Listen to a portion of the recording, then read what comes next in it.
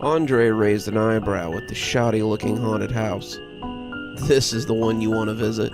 he asked McGhee, as the two stood on the sidewalk. This time of the year, the city had a haunted house on every corner, it seemed, and Andre wasn't sure why McGhee wanted to visit this one in particular. "What's wrong with it?" McGhee asked, looking out on the small crowd out front. "I read about it online. They say it's supposed to be wild." Andre rolled his eyes. McGhee put too much stock in Reddit and Instagram sometimes. "It looks like an elementary school open house showing. Are they taking money? This thing can't be worth $5. The crowd outside was small, but they were indeed taking donations. As a woman walked out, putting more money in the box as she stumbled away, Andre had to wonder if it might not be too scary. The woman had a look about her that he had seen on the faces of refugees and disaster victims. But there was something else there too. She looked like she'd been through hell, but she seemed utterly at peace as well. What kind of spook house was this? "Everyone online says what's inside is way better," McGhee said, taking his arm. "Come on, Andy. I don't want to go by myself." Andre rolled his eyes, leaning against his boyfriend as he reached into his jacket with his free hand and took out the flask he kept there. He turned his head and took a sip so no one would notice. Not like anyone but McGhee would anyway. McGhee was bad enough, but Andre didn't want strangers thinking he was a lush. He just needed a little something to get him through what was likely to be a close-quarters situation. "Again?" McGhee asked, pitching his voice low as the whiskey slid down his throat. "Dutch courage, Em. Just a little Dutch courage," Andre said, only slurring a little. It was what it said on the flask, after all. It was a phrase that Andre had heard his whole life, and had been his father's favorite phrase. His dad had been a drinker, but never a drunk. He'd been a gambler, but never an addict. Andre Sr., though no one called Andy Jr. if they knew it was good for them, had been a man who liked to work hard and play harder. Andre could remember going to the bar with his dad, watching him play cards or darts or whatever the night's game was with the other fellows from the mill. Andre Sr. didn't win every time, but he came home with money more than he came home without. The flask Andre kept now was from his dad, his lucky charm, and before he took a drink, he would always say he needed a shot of Dutch courage to give him luck. Andre didn't have his dad's knack for pub games, but the flask had still brought him plenty of luck. He'd had it when he met McGhee. He'd had it when he landed the job at Brewster Financial as their CS lead. He'd had it when he'd come away from an accident that had killed his old man without a scratch, but only then because his old man had offered it to him a second before the semi cut across the double line and hit the passenger side hard enough to cut the car in half. McGhee didn't push the matter, but Andre knew it was something he worried about. "Evening, boys," the barker said, and Andre held out their entry fee. "I hope you're ready for a truly terrifying experience." "Wouldn't miss it," McGhee said. "Instagram says this is the best haunted house in the city." "I can't speak to the experience," the barker said, smiling, "but it's sure to be a life-changing experience." "Can't wait," Andre said, taking another sip from the flask. When had he brought it out again? He thought briefly. He didn't remember taking it out, but it was in his hand regardless. McGhee had noticed too, though he had the good grace not to say anything. McGhee was a good person. He would never shame Andre for his burgeoning alcoholism, but Andre almost wished that he would. The alternative was that he worried, and that worry felt like insects on his skin sometimes. The alcohol wasn't for him, however, and he wished that he could explain that to McGhee. It had always been like that, even before he had the flask. Ever since he was young, Andre had snuck little nips of alcohol when he thought that no one was looking. It wasn't because he needed it. It was Dutch courage. Whenever he was nervous or anxious or just unsure of what to do, Andre would take a little of the fiery liquid and it would help him get through the potentially hairy situation. Over the years, He'd become dependent on the taste of liquor to help keep his anxiety in check. And had he been more introspective, he might have realized that he was more dependent on the alcohol than any actual alcoholic. It was his magic feather, the courage that was inside him all along, and he loved the way he felt when he was courageous. As the pair walked beneath the papier-mâché arch and into the smoke of the fog machine, Andre coughed deeply as it enveloped him, thicker than he would have expected. It smelled weird, like gasoline and smoky tires, and when Miguel let go of his arm, Andre tried to call out to him. Was this a scare tactic? Were they being separated? He knew this was something that happened in some haunted houses, but Andre didn't mean to be singled out. He coughed again. Miguel! Miguel? Andre wasn't in the little tunnel created by the alley and the papier-mâché decorations that someone had hastily thrown together, though. Andre was on the street, a street that he knew all too well. Laverne and Santos, 3 a.m., November 13th, 2012. He hadn't been here in the flesh for 10 years, but it was a place he had gone to in his dreams many times. There was a car in the middle of the street, a very familiar red hatchback, and inside was an all-too-familiar person. Andre had last seen his father as they took what was left of him from the car, and in his dreams, he was always a mangled corpse. Now, however, he was smiling and pounding on the car door, calling for Andre to help him. Andre, get me out of here! The truck!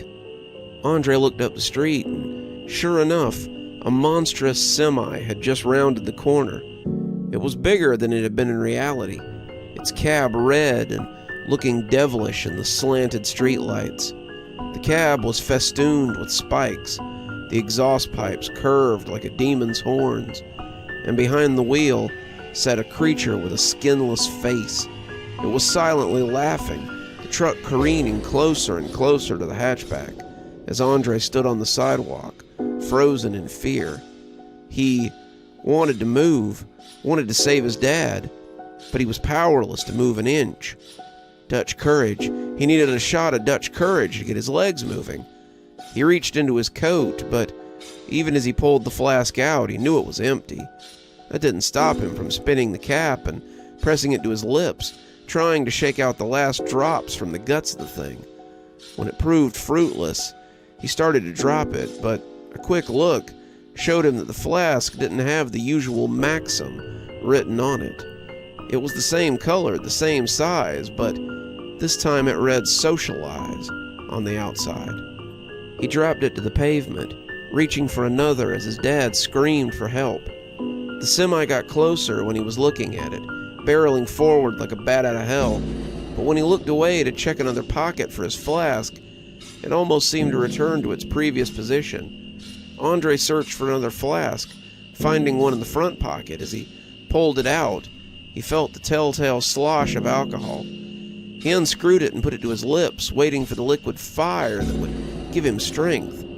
But it was empty too. He glanced at it before he threw it to the ground, and the outside of this one said "work." Ah, yes. How many times had he needed that little extra push to make it through a presentation? How many sips had he taken while out with a client at lunch? It had started as just a little bit to get him through something hard, but these days it seemed like Andre needed it just to make it through the day. He shook off the thought, needing to help his dad, but as he searched for another, he heard a new voice calling from the car, a voice that made his blood run cold. Andy, help me!" His mother's fists were so small, so delicate, and yet they rattled the glass as she banged against them in fear. Andre searched, his anxiety fresh as the loss mounted. Andre and his mother hadn't been as close as he and his father, but in the wake of his dad's death, they had clung to each other for strength. When he'd come out to her a few years ago, afraid of how it would change their relationship, he had cried when she accepted him. As they hugged each other, Andre was glad for the first time that his father had died before he had fully come to terms with his own sexuality. His father loved him, but he had always suspected that Andre's orientation would have driven a wedge between them. His mother, however, had embraced him with open arms, and she had loved Miguel when he brought him home to meet her. As she screamed for help, Andre found another flask, and this one said love on it. He opened it, but it bore no fruit either. "Andy? Andy, I need you. Please help me." He looked up when he heard Miguel's voice join the chorus, the spit in his mouth turning to sand. "Mickey," Andre breathed, his mind racing as he tried to make sense of all of this. The car was getting quite full now, the three of them bumping against each other as they tried to get his attention, and Andre wondered how much longer he would have to look. He was ashamed to say that courage had been especially necessary in his love life. He had never had any luck with women, and he saw now that his lack of game might have been his own subconscious trying to wake him up. Even after that clarity, he still found it difficult to break the ice. When he had a belly full of Dutch courage, though, he was charming and witty, the life of the party, and he felt that if it weren't for his ace in the hole, he would never have gotten with Miguel. Now, without the liquid luck to move him, he would lose him forever if he wasn't careful. The flasks began to fall from him like magic tricks from a wizard's sleeve.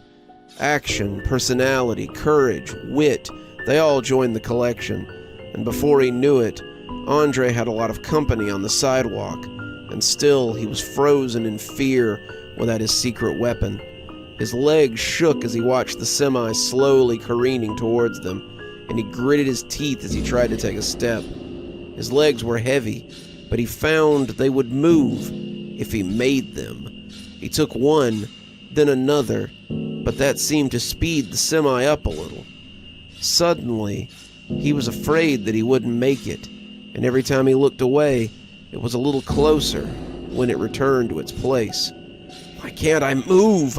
he growled through his teeth, but as something jingled around his hand, he suddenly knew the reason. The flasks hadn't stayed on the sidewalk where he'd left them. They had come with him, chained to him by long links that stretched into his skin and went below the surface. They weighed him down, their freedom an illusion. He was shackled to them as they were to him, and as the semi sped forward, Andre realized what he needed to do. He grabbed the first chain, hearing the dull thud of his family as they beat at the glass, and ripped it free.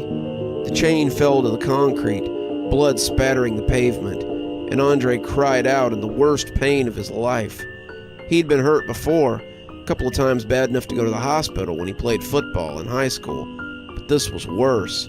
This pain was like the loss of his father, like the loss of a lover, something deep and intimate, like scratching an itch in reverse. He ripped them out faster now, tearing himself to bloody ribbons as he detached the dead weight from him. Each chain pulled out with a feeling of intense loss, something like losing an organ or an attached twin. And as the last one fell, he found that he could run again. The newfound freedom seemed to give him new speed, and he practically flew to the car and wrenched at the door. He had made it. He was going to save them. They wouldn't have to die, and they could go home and be a family again, and the door was locked. "Miguel, Dad, someone open the door," he shouted, pulling impotently at the handles. They weren't beating or banging anymore, though. The car was silent now as he tugged at the door, and that was worrisome. They had been so vocal to get him over here, and Andre now feared some trick. They had lured him here like sirens of old, and now it would be him who was smashed by the truck. He peeked into the windows, trying to see what was happening, but they were all looking at him, smiling like their lives weren't in danger. It took his breath away to see his dad smiling again, something he never thought he would see in life. "I'm proud of you, son. You did what I couldn't, and proved that you don't need anything but your own courage. Now it's time to prove it to yourself," his mother said, putting her hand against the window and splaying her fingers to make a starfish. "Time to prove it every day, until you believe it yourself. I know you can." McGhee said, putting his forehead beside his hand. "Best of luck, Andy."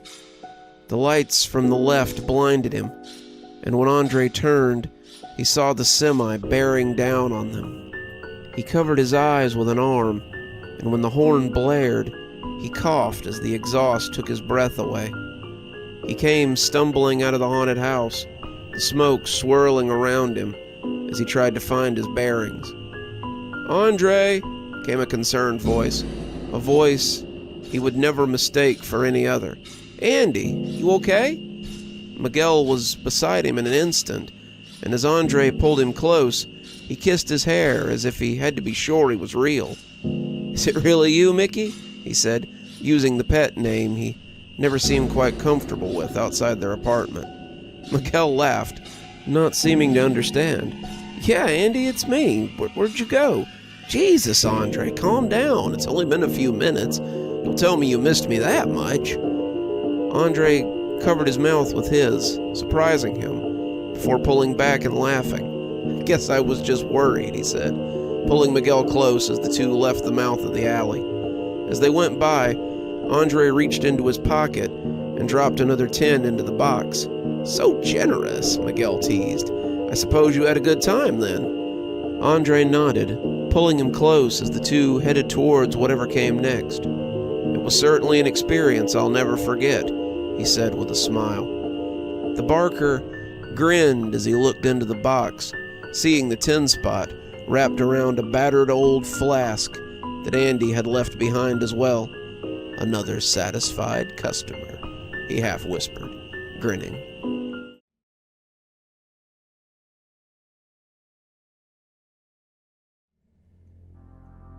"Do you have to go out tonight?" she asked, sounding plaintive as he came out of the bathroom. George looked a little silly in his running clothes, the combination still making him look like a beach ball, even months after he'd started running in the evenings. He'd been checking his weight on the bathroom scale, and the news was dire, as it always seemed to be. The dial had spun around for a moment, and he had been hopeful that it might show improvement. He'd been running for 9.5 months, despite his mother's protests, and every time he stepped onto the scale, he prayed that it would show him some improvement. When it settled on 285, however, George sighed. In nearly 10 months, he had lost 8 pounds. As disheartened as he was, George couldn't say this came as much of a surprise. He had returned from his first run to discover that his mother had laid out a 4-course meal for him. "I do," he said as he patted his belly and prepared to be stared at. "It might take my mind off the candy I see absolutely everywhere." His eyes lingered on the bowl by the door, a bowl that would be a lot lighter 2 nights from now. His mother looked at him from the couch, and with her girthy form seated on the old lime-colored couch, he felt a little guilty as he thought of her as a frog on a lily pad. She had been this way for as long as he could remember, but these contrasts were something that he had only recently began to think about. "Why not stay in tonight?" she asked, smiling wetly as her neck grew smaller and her chin threatened to rest against her breasts. "I've got candied apples and chocolate pretzels, and I'm working on some pumpkin seeds that are almost ready to come out of the oven." "Nibble, nibble, little mouse. Come have a taste of my candy house." That one hurt his heart, and he knew he had to go before he let these feelings worm their way to the surface. "No, I need to be diligent about this," he said. "I'm nearly 300 pounds, and my doctor says—" "Oh, nuts to what he says. You're the picture of health. Those doctors get paid to fill your head with bad news. Come sit with me. We can watch a Halloween movie and nibble some snacks, just like we used to when you were younger." Yeah, George reflected. There had been a lot of nibbling over the years as they sat together. A lot of nibbling and very little else. "I need to do this, Mom. I need to..." "To what?" she said, her voice suddenly on edge. "So you can leave me here by myself? If you're in such a hurry to leave your mother behind, then go. Don't come crying to me when nobody is waiting for you when you come home." "Mom," George said, taken off guard by the shift. "It's not—" "Just go," she said, waving her hands. "I wouldn't want to keep you from your new life."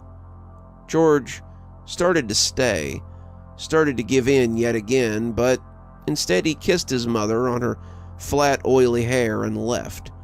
She would be back to normal when he came back. She always was, and he wasn't sure why the flashes of anger always caught him off guard. He got to the sidewalk as the last golden rays of afternoon tried to assert themselves on a city prepared for night. He popped his earbuds in and started jogging, trying not to pay attention to the people around him. He knew there was a certain amount of jiggle going on, but he didn't care. He couldn't afford a gym membership, and there was nowhere else to run, unless he took a bus to the park, which was just as crowded. People would stare wherever he went, which was the other reason he hadn't lost any weight. George didn't really have a problem with eating. Not really. George had a problem with anxiety and confidence.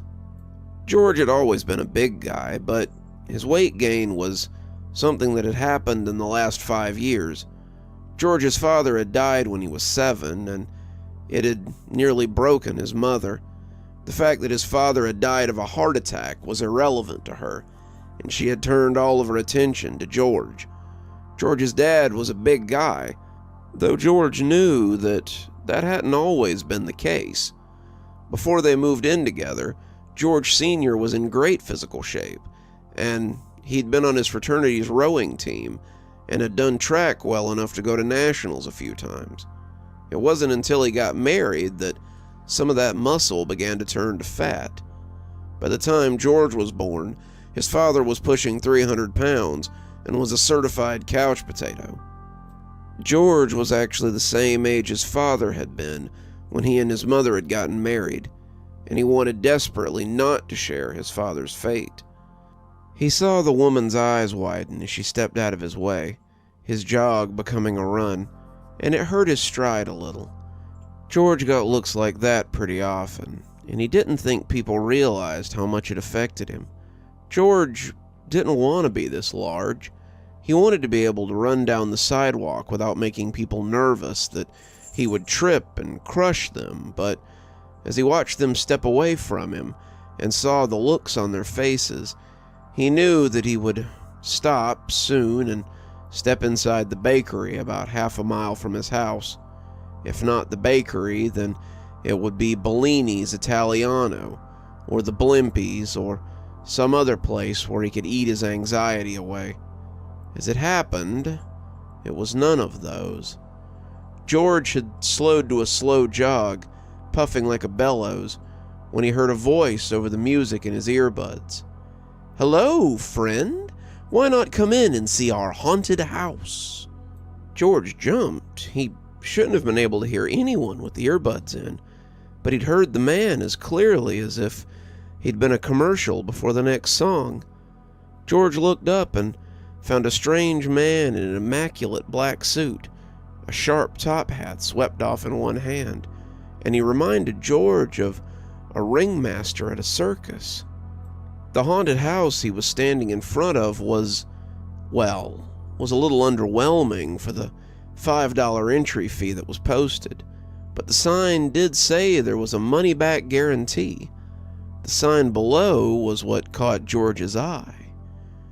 The sign read, "Free buffet within," and George had never turned down a chance at a free meal. Is it scary?" George asked, liking a good scare as much as a good nosh. "Trust me, young man, there are life-changing scares inside, and there is something for every palate." That was all George needed to hear. He handed the man a 10, the smallest bill he had at hand, and walked through the crepe paper streamers and right into the puff of acrid smoke. George coughed as he waved it away, the smell truly awful, but it was soon replaced with the most heavenly aroma George had ever smelled. He found himself in a pub that looked straight out of a beer garden. Each of the tables held people eating from large silver trays, and each tray was filled with gastronomical delights. The people eating looked normal enough to him as well. No one was half the size of George himself, and he took a seat in an available booth as he waited to be helped. "Hi," said a woman, who seemed to have appeared from nowhere. "Is this your first time dining with us?" "Yes," George said, reaching for a menu, but seeing nothing. "I've never even seen a place like this. I had no idea something like this even existed. Do I just tell you what I want, or—" "No need, sir. We know everything you want, and it will be delivered." "How could you know what I—" But she was already gone, and George was talking to himself. Looking around at the plates heaped high with delicious food, George wondered what she would bring him. How could she possibly know what he wanted? And what would be the cost of such a meal? There was no way this could all be covered by the measly $10 he had dropped off at the gate. They would tally up the bill at the end, and if it was anything over $10, then George would be sunk. He hadn't exactly come flush with cash for a run, and he was suddenly afraid he might have to call his mother. "Your food, sir?" George nearly fell out of his seat, turning to find the woman at his side again with a big tray. A tray as big as a manhole cover, in fact. She took off the lid to reveal exactly what she had promised. The tray was piled high with roast beef and mashed potatoes, both dripping with gravy, the puffed and golden crab delights that his mother always made when company was coming over, and the steaming meat pies that she made for his birthday, the ones that never seemed to last long enough. George had to wipe his mouth to keep from drooling, and when the tray came down, he was already reaching for the first pie. Is this all covered in the door price? There's no way that all of this can be for the $5 entry fee. He looked up at her nakedly, his eyes begging for it to be true, and that was when he really saw the woman. She was petite, thin in that waifish way that some men liked, and her brown hair was piled up in a messy bun atop her head. Had he met this woman before? She seemed familiar, but lots of people did in this town. Familiar wasn't exactly the right word, however, and George knew it. It seemed like he had known her, like someone who has an imperfect memory knows someone who's gone now. You've paid the price for entry. The food is bought and paid for, and there will be another tray, if you want one after this. That was all that George needed to know. He looked for silverware, but when he found none on the table, he knew what he had to do. He dug his fingers into the pie, scooping it with gusto as he devoured the meat. It was still hot enough to burn his fingers, but he didn't care. It went into his mouth in handfuls, and he was soon left with nothing but an empty tray. As he ate, his eyes glazed over as they always did. The act of scratching his itch, an itch that lay deep in his stomach, was cathartic somehow, and the more he ate, the less it galled him. This was the main reason he was still heavy, despite his nightly runs, and it was a soothing tactic that had been there since childhood. When he failed a test or bombed an assignment, his mother would feed him. When he was rejected by a girl or laughed at by his peers, his mother would feed him. When he had lost his fiancée and fallen into despair, his mother had fed him. Glenda, George thought, and a lump of meat threatened to choke him as he worried it down. He hadn't thought about her in quite some time. "Are you ready for more, sir?" George started, drawn from thought as the woman reappeared. He started to tell her that he wasn't nearly finished yet, but he looked down to see that that wasn't true. His face and hands were covered in gravy and grease, and it appeared that he had finished the tray as he sat there thinking about his only real relationship the one that had failed so titanically. Seeing his face on the surface of the gravy-caked plate, George thought he looked like a baby, but the woman seemed not to mind. When she bent down to wipe the gravy from his face with a fresh napkin, George was struck again with the idea that he knew her. Had he seen her in a photograph somewhere? Had he seen her in his dreams, maybe? There. I went ahead and brought you a fresh tray, George. Go ahead and eat as much as you want. She set the tray down and took the old one with a fluid motion that was almost magical. She was gone before he could question it, but once he had looked at the tray, his questions were void. This one held 8 of the steaming meat pies, the ones he loved so much, and each bite tasted like a different birthday. His 6th birthday, when his mother had spent her whole paycheck on presents and had wondered how she would pay the bills. His 12th birthday, when she had taken him to the zoo and he had been allowed to ride an elephant and pet a tiger. His 8th birthday, when he had woken up to find a car in the driveway, just for him. His 29th birthday, when he had sat at the table and cried over his lost future, his mother feeding him the meat pies he loved so much until he finally passed out. Glenda had left him the day before, but it had taken him a few hours to process it. They had been making plans to celebrate his birthday, plans that she did not want to include his mother, but still, his mother had inserted herself. She had called him to guilt him, not believing that she wouldn't get to see her son on his birthday, telling him how she had been baking all afternoon and that he couldn't have his pies or his presents if he didn't come over for the evening. He had been looking at Glenda as he talked to her, and he could see her face changing as he progressively gave more and more ground. Glenda had been a complete surprise to both George and his mother. He had met her at work, an intern from a different branch, and they had placed her in his project group. The two had hit it off at once, and their burgeoning relationship was only really a surprise to the two of them. It wasn't long before their dates became plans to live together, and his mother had been against it from the start. "She's nothing but trouble, just interested in your money.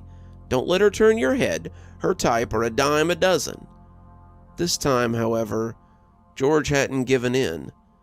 A month after that conversation, the two had been living together, and George had been smitten. They had gotten on well, the two doing their chores easily, and Glenda cooked almost as well as his mother. They enjoyed each other's company, and enjoyed learning about each other, and when George proposed, the only one that had had a problem with it was his mother. "She's no good for you, Georgie. When are you going to see that you're better off without her?" "Well, if you marry her, I won't be there. I won't watch you throw your life away." George had spent the next 6 months trying to smooth things over, and that had facilitated a lot of time spent away from home and with his mother. Glenda understood, but she was beginning to hate being the second most important woman in his life. They'd been arguing as his birthday got closer and closer, and when he hung up the phone and told her they would be going to spend the evening with his mother, Glenda had refused. "No, if you go and give her what she wants, I won't be here when you get back." George hadn't understood, but when she went to their room to pack a bag, he had finally got it. "I can't be the second most important woman in your life, George. If you want to marry me, I have to be your priority. Your mother will never approve of me, that much is obvious, and you continuing to give her what she wants is as disrespectful to me as it is to yourself." They had talked, they had argued, but in the end, she had left. She had left, and George had gone back to his mother. The apartment was gone now. George went back long enough to get his stuff, but he couldn't stand to spend much time there. The wounds were too fresh, and he could see her in every room. She'd been the best thing to happen to him, and he had thrown it all away. "Don't think about that, Georgie," said a voice to his left. "She's gone now. You're exactly where you need to be." George looked up and saw the woman before him, though she looked very different now. She'd aged a decade, her chestnut hair now lighter, more a muddy brown. She wore glasses on her pug nose, and her bun was less messy now. She was holding another tray, and as she set it down, George realized he'd eaten every single pie on the other one. George thought she looked even more familiar, maybe a relative or something, and when she took the lid off, the smell of vanilla flan hit him like a train. Vanilla flan. He had eaten it every year at least once since he was old enough for solid food. His mother cooked well. His gut was a testament to that. But she made flan better than anyone he had ever known. It was the perfect combination of solid and jiggly, the vanilla not too overpowering, and he felt the saliva slip from his mouth as he looked at the mountain of delicious dessert. "This is all you need, Georgie," came the woman's voice, and when he looked back, he saw why she sounded so familiar. When he saw her, he remembered a picture he had seen on her wedding day, the one that used to sit over the fireplace. She had stood beside his father, looking girlish in white, and she was as removed from the toad that had sat on the couch as George was from his father. She was leering over him now, her smile wide and predatory, and when George tried to pull away, he felt the trap too late. He looked down to find a chain around his leg, a chain leading to the leering witch beside him, and George realized he was stuck. "Now you won't leave me again, Georgie," she crooned, lifting a handful of flan in her witch's claw. "You're trapped now. No running from Mommy anymore. The only tart to distract you from me will be the ones that come out of my oven. Now, get back to the table and finish your meal." George pulled at the shackle, but his leg was stuck tight. He remembered a line from A Christmas Carol about how Jacob Marley had forged his chain in life, and George realized that he was no different. He had forged the chain that connected him to his mother over years and years, making her as dependent on him as he was on her. The two were chained together in a parasitic relationship, and neither of them benefited from it. "No," he stuttered, his voice cracking as the chain drew taut. "No, I won't. You can't. You can't do this to me. I'm a grown man." But even as he said it, he realized it was a lie. Suddenly he was a little boy, the thing he would always be to this woman, and they were standing around the family dining table. The floor was that banana yellow tiling, the table lacquered wood with faux leather chairs. He was 8 or maybe 9, his body just starting to turn into the formless mound it would become, and his mother was looming over him in her floral apron, a wooden spoon in her hand that dripped red sauce. She was offering him spaghetti, a bowl huge and oozing, and the way she towered over him made the food feel like a threat. "Don't you dare speak to me that way," she bellowed, her voice booming as it bounced off the tile. "You will get back to the table and finish your food, young man." George was shivering. The woman standing over him was a cruel stand-in for his mother, crueler even than the toad analogy had ever been.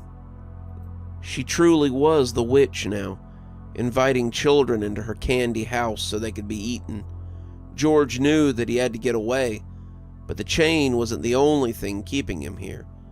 Despite her overbearing pressure, his eyes still strayed to the spaghetti that hunkered on the plate.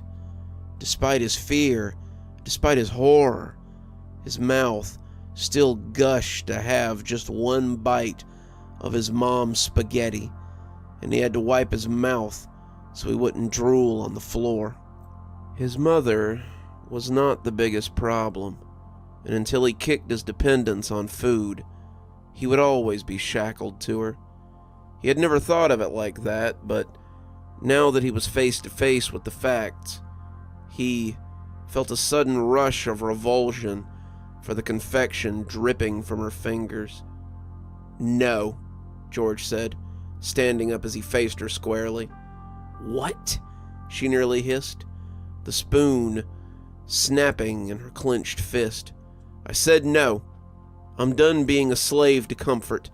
It's not healthy, Mom. It's not healthy to gorge my feelings and starve my soul. No more healthy than it is to cling so tightly to a son who's outgrown the nest. I need to go. I need to be my own man. I need to be happy. And so do you."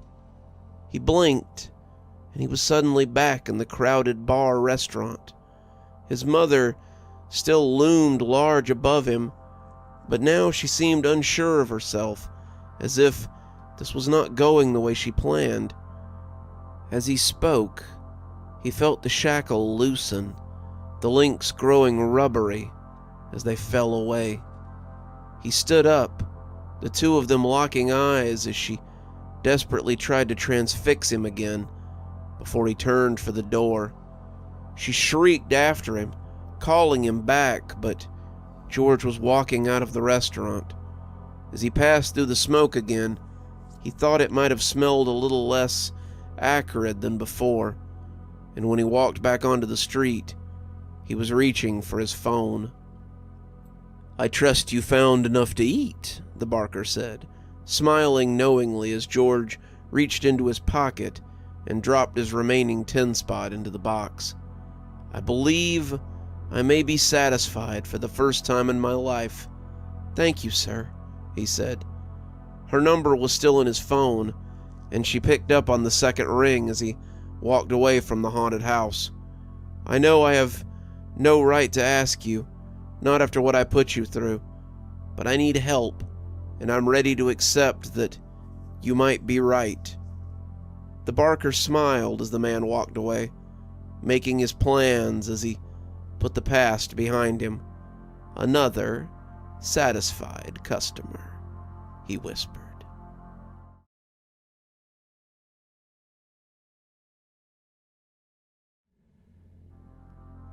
Delilah moved up the sidewalk, looking behind her as she went. She was so pretty tonight, so full of vim, and Gavin just couldn't stop himself from following her. He'd been following her for months now, despite her clear discomfort and requests for him to stop. Gavin smirked as he thought about the last time that she had asked him to stop. They'd been outside her apartment, him on the bench and her waiting for a bus. She hadn't seen him right away, but when she had, Gavin had pretended that he hadn't seen her. She'd been content to ignore him for a little while, continuing to wait on her bus, but it seemed that she just couldn't stand it after a little while. He had found it hard not to smirk as she came walking up, trying to act tough, but looking so unsure of herself. "Gavin, I've tried to be nice to you, but if you keep doing this, I'm going to get a restraining order." He laughed at her. She was just so clueless. "Why do you play these games, Delilah? You know a restraining order wouldn't stop me, and we both know that you won't get one." She had blushed, cheeks turning as red as a tomato, but Gavin saw that she couldn't hold his stare. She tried to act tough, but they both knew she loved the attention. When she'd been hired at the warehouse, it had been love at first sight. She had looked so cute in her little apron and her glasses, and he had attached himself to her right away. She had been grateful at first for his help. She had thanked him for helping her learn the ropes and introducing her to the other people there. She had acted flattered by his casual flirting, but acted shy when he had touched her arm or shoulder. She hadn't told him no, not right away, but then he had escalated a little too quickly. He had arrived at her bus stop with coffee, offered to ride with her to work, and had randomly shown up at hangouts that she was having with her friends. She always accepted it good-naturedly, but Gavin had apparently misjudged the situation. Gavin wasn't blind, of course. He had noticed how shy she was when he stood close as they talked, or the way she stammered sometimes when he surprised her, the way she often stepped away when he tried to stand too close, and it was something that made him grin. But he knew the truth even if she didn't. She was just too naive to admit that she liked him back, or perhaps she just couldn't express her feelings properly. When HR called him in to discuss an inappropriate workplace interaction, he had assumed it was just yearly training. When they mentioned an anonymous report from a fellow employee, Gavin had laughed and shook his head. This had to be a prank, and he told them as much. He and Delilah were friends, good friends, and if she felt threatened by him, she would have surely said something. Regardless, they had transferred him to another shift to alleviate the problem, but that wouldn't stop him from seeing her. No matter what, they couldn't dampen his love for her. He showed up to see her on shift, found reasons to be places where she was, and her shyness began to render her speechless. It was okay. He found it endearing, and took full advantage as he talked to her about his day and how his new shift was going. He smiled sometimes when he saw her tremble, and could feel it in his arms when he held her hand. She was so cute, so taken with him, clearly, and he hoped that he could put the past behind them. The next time he'd been called into HR, it had been to tell him that he was fired. Gavin hadn't understood. He had the highest numbers of anyone on his shift, and he couldn't see why he was being fired. They said it was due to complaints, and he hadn't had to think hard about where those had come from. It hadn't been Delilah, never her, so it had to be the women who had worked on the shift with him before. They saw the attention he was showering on her and had gotten jealous. That was the only explanation. He left without any fuss, not wanting any backlash for Delilah, but they had to know. They couldn't stop their love like that. People might call it stalking, but Gavin and Delilah knew better, and that was all that really mattered. She turned suddenly, almost jumping as a man in an over-the-top suit greeted her. Gavin hid beside a stoop as the man gestured to the haunted house, clearly trying to entice her inside.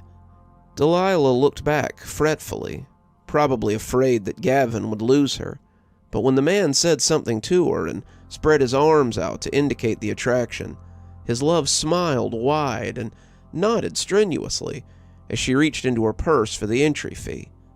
Gavin gave her a bit of a lead before making his way up to the attraction. "Good evening, young man. By any chance, are you the young gentleman that the woman ahead of you paid for?" Gavin's delight must have shown, because the barker smiled toothily. "I thought you might be. Go on ahead. She said you'd be right behind her." Gavin thanked the man and headed eagerly inside. It had taken some time, but it appeared she was finally ready to drop that shyness and reciprocate his affection. Gavin had known that he'd wear her down. Women love persistence, after all, and he had been very, very persistent. He coughed a little as he walked into a cloud of smoke, his lungs burning a little as he swirled within the fog of rotten eggs and old sweat. To his surprise, he came back out onto the street, stepping out the front door again as the barker continued to cry out for the attraction.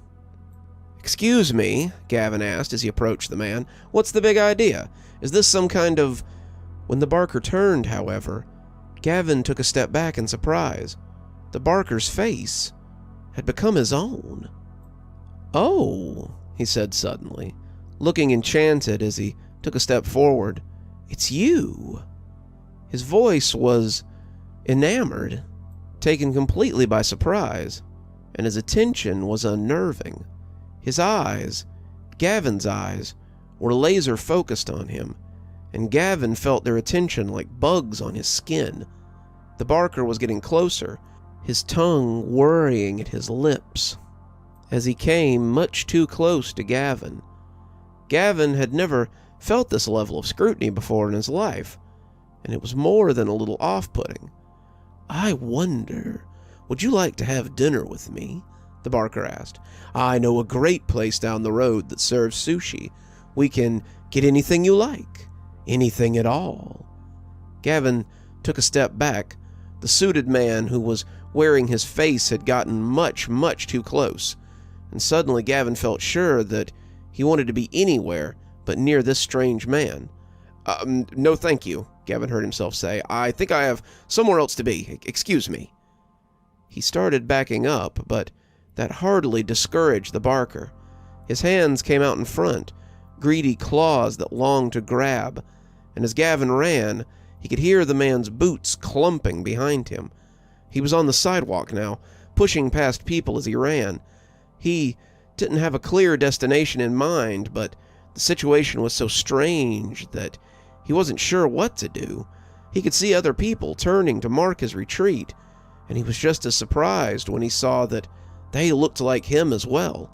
He stood amongst a crowd of himself, their piggy eyes locked onto him as he ran from the barker, and when many of them began to move in his direction, he felt a swell of terror rising inside of him. They wet their lips, smirked like wolves sighting a chicken, and fell in behind him like they meant to slowly stalk him into submission. As they gathered, he heard them whispering to him, and the things they said made his skin crawl. "Where you going, cutie? Don't be in such a hurry. Hey, going my way? Why don't we walk together? I bought you a coffee. Want to share a cab?" As the crowd behind him grew, he was haunted by his own face as it swam up out of the crowd. It was almost like his presence spawned more of the doppelgangers, and as he ran, he felt hounded by them. What was going on? Was he still somehow in the haunted house? There was no way that this was happening. No way that he was being trailed by a group of his own copies. He couldn't imagine what was happening, but he knew that he didn't like it. He tripped over a bit of uneven sidewalk in his haste, and as he went down, he hissed as he scuffed his palms. The mob was slowly stalking him, coming up carefully as if trying not to be seen, and when someone offered him a hand, Gavin took it with a thank you. Their voice sounded normal, or at least not like a copy of his, and he glanced back as the strong arm pulled him to his feet. "Think nothing of it. Say, they aren't bothering you, are they?" the Good Samaritan asked, his voice taking on a spookily inquisitive tone. "Why don't you come with me?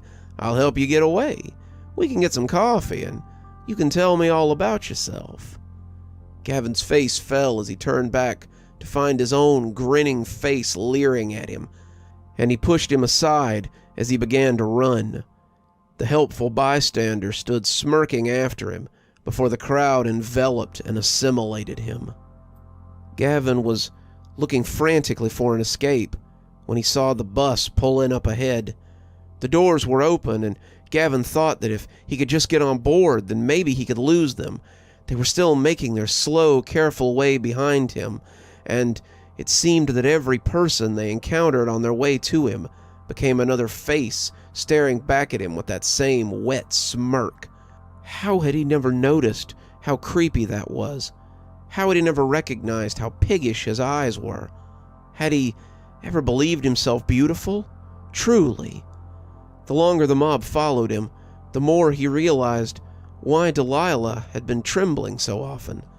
It wasn't shyness or anticipation. Gavin was hideous, and she was terrified of him. He mounted the bus, only tripping once, but as he got to the top and looked over the nearly filled seats, he recognized his mistake. He saw his face reflected by every man, every woman, every child, and even by the baby in the arms of the rider as they turned to regard him. He turned to run, but the doors closed in his face, the driver trapping him with this latest group. "Where's your find, good-looking?" Gavin barreled through the sliding doors, popping them open with a slight chuff of breaking joints, and was running in a blind fear now. He had to escape, had to get away, but to his horror, he saw a new group rising up to block him as he neared the movie theater he had so often gone to. He stopped, looking for a way out, but they offered none. "Nowhere to go, cutie. Nowhere to hide. If you didn't want so much attention, then you should have spoken up. You knew this was inevitable. Only a matter of time. A matter of time. A matter of time." He screamed as their words broke over him, looking to the sky as if expecting a deus ex machina to come and deliver him from the mob. This was some sort of cosmic punishment, he supposed, some sort of lesson he had to learn about how to treat others. He'd wake up outside the haunted house or in his bed, and he'd learn that he shouldn't stalk people, or how people weren't just objects for him to pursue. "I'm sorry," he yelled. "I've learned my lesson. Let me—" But they buried him then. They pushed him beneath their bulk, their bodies pressing in on him, and as they tore him to pieces, he screamed in agony. They ripped him limb from limb, yanked out his eyes, his tongue, separated all of him as their revenge. The whole time, he was surrounded by those wet, leering grins, and it was a mercy when he was blinded by their inquisitive fingers. Even though he couldn't see their faces, they were burned into his mind, and they followed him into darkness before a blinding light brought him back again. Gavin blinked, unsure of what to make of this, but coughing as he came back to himself again. He was back in front of the haunted house, back together again, and as he stood up, he smiled happily. It was just like Ebenezer Scrooge before him, and Gavin knew the lesson here. He was done stalking Delilah. He would never bother her again. He knew what it felt like now, and she would never see him ever again. He would leave town. He would go so far away that she would never have to worry about seeing him. For the rest of his days, he would strive to— "You okay, cutie? It's always nice to see you smile." His face fell as he heard his own voice mimicked back to him, and he turned to find the man in the very familiar suit. He screamed as the crowd began to circle him again, and when he came to this time, he was already running. Delilah peeked out the front door to make sure that he was gone before she timidly walked out of the haunted house. The nice man on the sidewalk had offered her a place to hide, but when he had told her that he could take care of the situation, she hadn't known what he meant. Was he going to talk to Gavin? Was he going to hurt him? She hated feeling like a deer constantly being chased, but she was just too nice to speak up. Gavin was a creep, but no creepier than her older brother had been. It almost seemed like something was punishing her when she left the sphere of influence, owned by her big brother, only to fall into another predator's hunting ground. The barker looked up as she walked towards him, smiling at her as he offered her the money that she had given him back. "You have nothing to fear, miss. He won't bother you any more." Do you promise?" she half whispered, not believing it could be true. "I do," said the barker, offering her a smile and a bow of his own. Delilah nearly wept, but instead of taking the money, she handed him a 20 and told him to keep it. "It's well worth it to be rid of my constant shadow," she said, practically skipping as she disappeared back into the crowd. The barker smiled. "Another satisfied customer," he said, looking back at the entrance before whispering, "Well, one, anyway."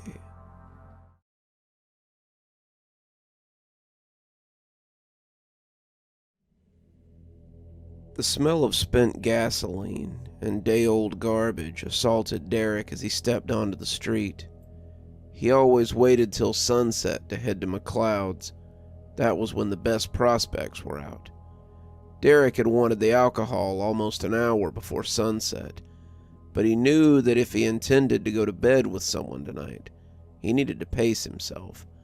A woman might accept a man's advances if she was drunk, but they would rarely spend time with a strange drunk while they were sober.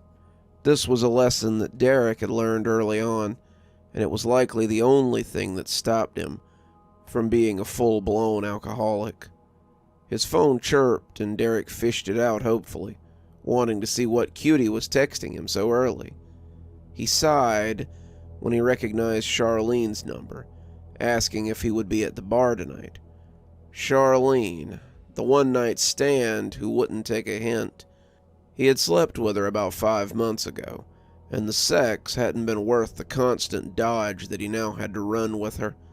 Despite his better judgment, he'd taken her out a few more times since their hookup, but he had never taken her back to bed again. Derek did not stop for seconds, and as he put the phone back in his pocket, he knew he'd have to cut her off soon. Besides, he had other prospects these days. As he rounded the corner, Derek couldn't help but see the spotlights in front of the old warehouse that had once been the cannery. The man out front was doing his best, but most of the people were heading on past without a second look. Derek could feel the urge to drink, almost as strongly as the urge to bury someone who lived rent-free in his head. But he stopped for a moment as he looked at the sign strung over the door of the warehouse. Derek scoffed as he read it. A truly frightening experience, or your money back. What a bunch of bull crap. The man looked like the titular carnival barker. His jacket was black with red thread to accent the cuffs and collar, not to mention the garish gold buttons that glimmered from the dark coat. He wore a tall black hat and handlebar mustache, and his grin made Derek think he was not to be trusted.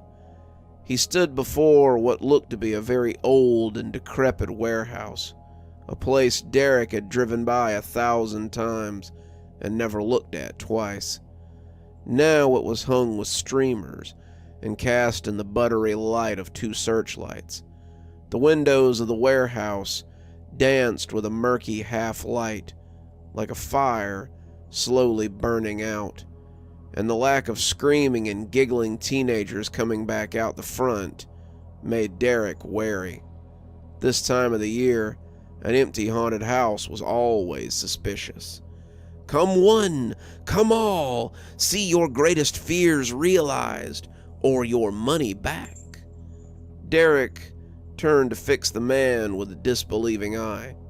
That so? That's so, young man. Be warned, this haunted house is unlike anything you've experienced before.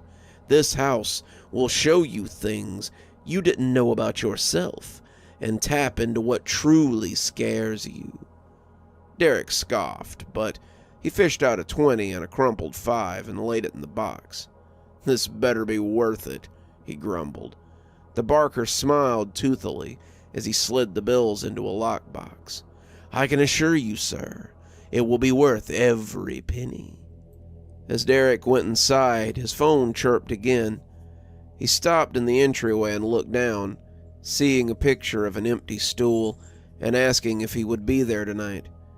It was from Charlene because, of course it was. She appeared to be waiting to ambush him at his favorite watering hole. He considered just going home and drinking the vodka he had ignored in the fridge since he'd come home from work, but decided that he wouldn't let her stop him from having a good time. Maybe tonight was the perfect opportunity to break it off with her and make it stick. Derek stepped into the cold cloud of smoke as a nearby fog machine belched its payload and was suddenly surrounded by an active bar scene. It was pretty well done. It looked just like McLeod's, the place he'd been heading. McLeod's was where he often picked up the best trim, and he would likely find himself there tonight sometime. Derek didn't like to go to bed sober, or alone. When he was alone and sober with his thoughts, he inevitably thought of her. He groaned as he walked into the bar, wondering if this was one of those religious haunted houses by Mothers Against Drunk Driving. It had all the earmarks: hazy bar, people milling about, shadowy corners where bad actors waited to jump out and startle you. Derek couldn't believe he'd just given his money to one of these religious nuts and their revival miracle tents. He supposed he couldn't be too angry. The man had offered a full refund when he got out. Derek might as well see what there was to the house and get his $25 back as well. He approached the bar, not imagining they'd have any alcohol, but willing to play along. The man behind the counter was dressed in the usual attire that Thomas always wore. Thomas seemed to love to dress like the old men out of a barbershop quartet. Suspenders, handlebar mustache, striped waistcoat, shiny black shoes, and immaculately coiffed hair. As he approached the bar, however, he noticed something different. His face looked like someone had used an eraser to make it a flesh-colored smudge. He looked up at Derek, silent as the grave, as he stared eyelessly at him. Derek tried to order a gin and tonic, but the not Thomas just shrugged and went back to what he was doing, turning away from Derek as he went back to work. "Hey, I'm talking to you," Derek yelled, but as he tried to reach over the bar and grab the not Thomas by the sleeve, the man walked away and went to serve some other oddly smudged individuals at the end of the bar. They all seemed to have that weird thing going on with their faces. Derek wondered if it were a theme or something, and if so, he didn't get it. He sighed as he sat back down, waiting for the bartender to come back. The smudged Thomas clone was more like the real Thomas than he knew. Thomas had gotten into a fight 3 nights ago, and Derek's reception at McLeod's had been icy ever since. It was Thomas's fault, really. If he wanted to bed Janet, then he should have made his move. Derek wanted her, Thomas wanted her, but Derek had struck first, and now Janet was just another notch on his bedpost. The problem was that when Janet realized that she'd been nothing but an evening's distraction for Derek, she had switched to one of the other dive bars in town. Now Thomas blamed him for running her off. "I don't know why I'm bothering to talk to you at all," Thomas had said. "It's like being mad at a dog for eating your sandwich. He's a hungry mutt, after all, who only knows that he wants to eat." "Seems like the bartender might be a little upset with you."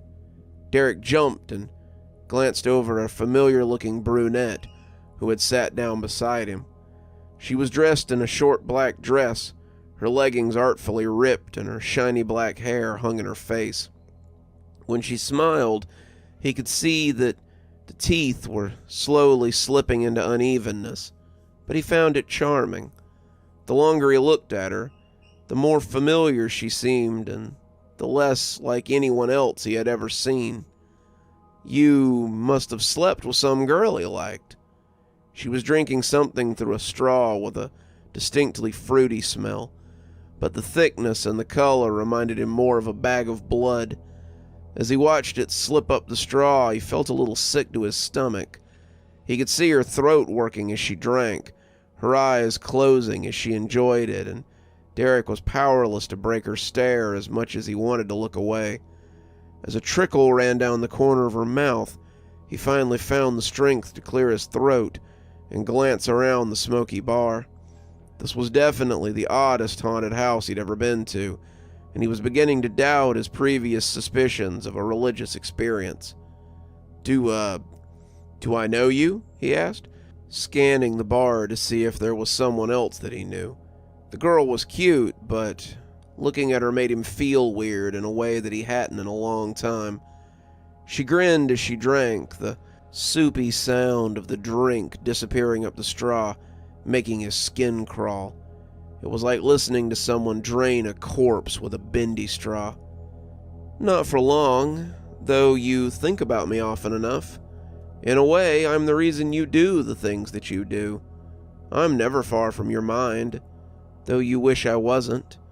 You can try to drink me away, Derek, but I'll never truly be gone." Derek laughed, but there was no mirth in it. He was thinking that the woman had captured his earlier thoughts perfectly. Do you always talk in riddles to people you've just met in a bar? He turned back, but something was different about her. Had she been wearing glasses before? They didn't really fit the elegant dress she was wearing. They were thick, like a librarian's, the kind that are more function than form. She was still pretty, but the glasses looked like a prop on the well-dressed young woman rather than something she needed. Only to people who can't understand plain speech. His phone buzzed, and Derek checked it to see that Charlene had sent him another text. She wanted to know how he was, to let him know that she was thinking about him. She was so clingy. Why wouldn't she take a hint? Didn't she realize that he wasn't being coy when he went home with other women? That he wasn't playing hard to get when he didn't return her calls or answer his door? She wanted to lock him down, but he couldn't stay with her. He'd start seeing that body as it lay in the casket, hear her words as she told him she was leaving, and the only thing that would make it go away would be the drink. I'd like to say you've grown into a fine man, but we know it isn't true. You've changed very little since high school, Derek, and I doubt you ever will. Well, that's something to work with. Did we go to high school together then? Were you some little nerdlet that I never called back? Maybe some one-night stand I ghosted after I was done? Had she had the pimples when she first arrived? He had only looked away for a second, but she had just the slightest hint of acne across each cheek, like a dusting of freckles. They weren't the livid pustules of a teen experiencing their first crop, but the last light kiss of puberty that an 18-year-old might experience before they simply dried up and were no more than a momentary problem after that. She smiled as she noticed him noticing them, and he thought again that her teeth seemed odd. Had she once had braces, maybe? No, we were never intimate. I think you would have liked to have been, but... She paused long enough to take a sip of her drink, the liquid having returned by some unnoticed bartender. You were so painfully shy around me. You could speak confidently to any cheerleader or popular girl at school, but you were utterly befuddled by me and my braces and my glasses. Derek was speechless. She couldn't be who she was claiming to be. Lisa was...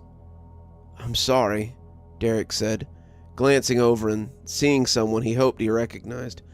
I see someone else I know. I should really say hi to them. He slid off the bar stool and onto wobbly legs that almost spilled him onto the floor. The young woman, younger now than she had been at the start, smiled at him as she showed off a mouthful of metal. Take your time, Derek. I don't have anywhere to be. I'll be waiting for you.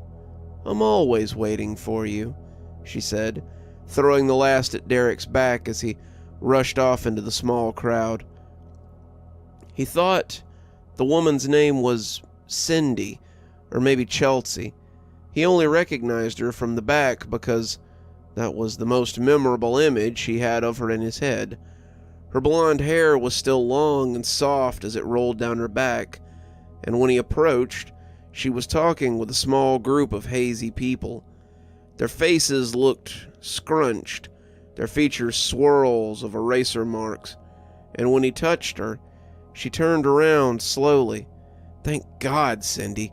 Did the guy on the sidewalk talk you into this weird little...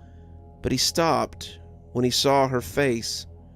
Her face was as smooth and featureless as the others, and she took one look at him and walked away without a word. Cindy, he called, taking a step towards her before catching sight of a familiar brown ponytail as its owner leaned over the bar. Mary was a staple at McLeod's. She might have been a little too old for Derek, her status as a cougar established before Derek had taken his first drink at the bar, but she'd been sweet for an evening. He batted at the ponytail playfully, waiting for her to turn around so he could ask her what the hell she was doing here. She'd been a little icy to him after he'd slept with her, but surely she'd help him figure out what was going on before he had a freaking breakdown. She turned around angrily when he batted at her braid, and Derek saw that she was also smooth and featureless from eyebrows to chin. She huffed and took herself elsewhere, and as Derek watched, he became aware that most of the people in the bar were women who looked very familiar.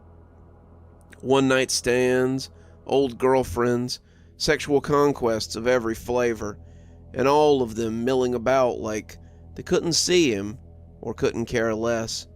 They pressed in as their numbers swelled, but Derek remembered them all. It was impressive and depressing how many women you could sleep with in a 6-year period, and Derek found that he was adrift in a sea of jaded barflies. They had their own tidal pull, and as Derek tried to push his way to the door, they seemed to pull him back towards the bar with each push he made to escape them. When someone wrapped a hand around his and pulled him back towards the stool, he accepted it without protest. It was the not Lisa, and she looked a lot more familiar now. She wore the same ripped leggings and puffy sweater dress she'd been wearing the night of the party. The leggings were no longer ripped artfully. Derek could see glass shards and torn skin beneath them. The sweater was dotted with red splotches, and he might have thought she'd been shot if he hadn't known what had killed her. The left lens of her glasses was a spider web, pristine ice broken by a stray rock.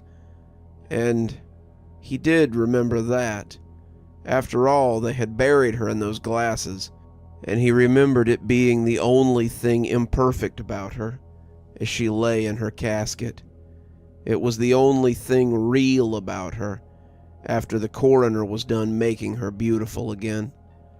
"Why are you here?" Derek asked, watching the throng of women as they surged around the bar he was sitting on.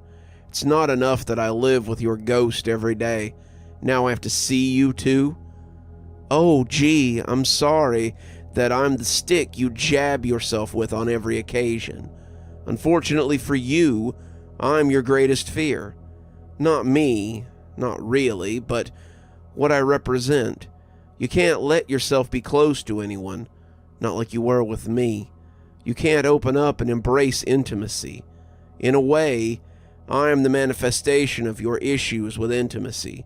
You bury your fears and woe in an endless sea of sex, and you're never satisfied. No matter how much you drink or how many women you go to bed with, you'll never lose my ghost, not until you let yourself forget me." His phone buzzed again, and he saw that Charlene had texted him. Her message was a little different this time. She told him how very sorry she was that she had bothered him so much, and how she'd stopped trying to insert herself into his life. She apologized for not being enough for him, and hoped he had a good night. Derek looked at the phone, feeling his stomach knot as he thought about how he had run off another one. "She seems nice. Maybe you could give her a chance." "I can't," Derek said. "What if I let her down, like I let you down? What if I accidentally kill her, too?" Lisa smirked, and it did interesting things to her broken face. "You blame yourself for my death, but did you really have anything to do with it?" Derek scoffed. How would he not caused her death? He'd been too focused on drinking and partying to make sure that his girlfriend got home safely. He had stood right there and let her leave with someone else, instead of taking her himself. "Why do you think that's your fault? I would have left regardless. You no more caused my death than the tree we hit did. Let it go." Derek could see that night, the same night he always saw when it haunted his nightmares. They had been at Marty Jenner's party, the one he held before Christmas break every year, and Derek was drunker than he'd ever been. Lisa didn't drink, He had dragged her to this party mostly so he could show off his new girlfriend, and it was clear that she was done with it. When he tried to kiss her, she had pulled away, telling him that his breath smelled like rotten fruit.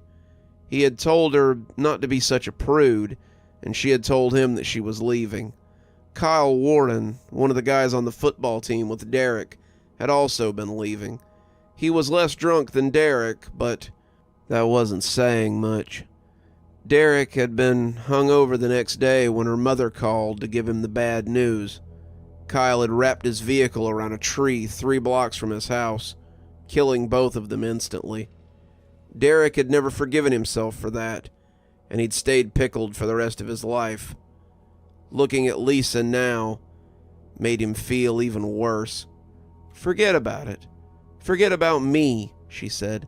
"Stop torturing yourself. You had nothing to do with my death. Let yourself be happy. And let go before it's too late." She swam before his eyes, and it was only then that Derek was aware he was crying. His phone chirped again, and he saw that Charlene was calling this time. As he picked it up, he saw the women part, leaving him a clear path to the exit. Give her a chance. A real chance. Let yourself be happy for a change. Derek left, apologizing for being so distant, as he and Charlene made plans to meet up at McLeod's in a few hours. "So," said the barker, as Derek stepped back onto the street, "did you discover something truly terrifying?" Derek nodded. "Yeah, I think I might have also found something I'd lost, too." He dropped another 20 into the box as he walked, and the barker smiled as he watched him leave shakily. Another satisfied customer.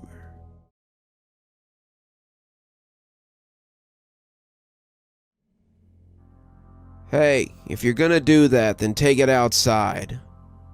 Rita was about 2.5 sheets to the wind, but the sound of Dominic's less-than-docile tones brought her back down to half a sheet. She had the cigarette in her mouth, the flames inching from the sparking tip, and she was left in tableau as the other patrons of the Lucky Stool stood and looked at her. If there was one thing Rita hated, other than the cravings she got from not having a cigarette about every 20 minutes, it was everyone looking at her. "It's a bar, Dom. You telling me you can't smoke in here?" "Yes, Rita, for the 1,000th time since the city passed the ordinance. I will lose my license if I let you smoke in here, so either take it outside or put it away." People were talking behind their hands now, and the band had stopped mid-song to listen. Not good. Not good at all. "Fine," Rita said, pushing away from the bar as she headed for the door. "I'll just..." But what she just did, however, was trip over the power cord that one of the band members had forgotten to tape down and go sprawling on her face. She wasn't hurt, not really, but as she came up, the cigarette that was still in her mouth was bent into an L. She cursed, pushing the hands away as they tried to help her up. And that's when she heard the chuckles towards the back of the bar. Were they laughing at her now, too? "Rita?" Dominic asked, trying to help her up. "Are you..." But she elbowed away from him and practically ran for the street. The tears, she could already feel the tears.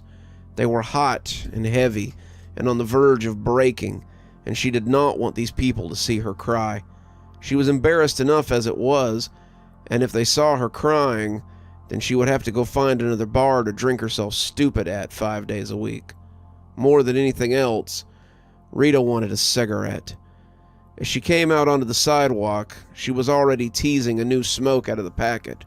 She shivered as the autumn chill raked across her arms, and wished she had thought to wear her hoodie. The forecast had called for it to be slightly warmer than the night before, however, so she had left it lying on her bed and walked to the Lucky Stool with nothing but a half-pack of Luckies and the 20 that she had in her front pocket. She raised her lighter to spark the cigarette, but as the wheel clicked and the flint threw up little more than useless discharge, she growled in frustration. It had likely gotten damaged in the fall, and as she walked along hoping for a decent spark, she felt her frustration mounting. This kind of thing always seemed to happen in bunches. She had been having a good time, drinking and listening to maverick men as they played a sort of slow rock that she enjoyed. She'd been talking with her friends, she'd been getting deliciously buzzed, and above all else, she'd been forgetting about life for a while. Rita had a lot of problems, but forgetting about life was the one thing that made them all tolerable. Rita gasped, nearly losing her smoke, as one of the clicks sparked a usable flame, and the warm smell of cigarette smoke filled her nostrils for a moment, before the wind blew it back out. Rita loved that smell. It always reminded her of home. It was her earliest memory, and it always made her think of her parents.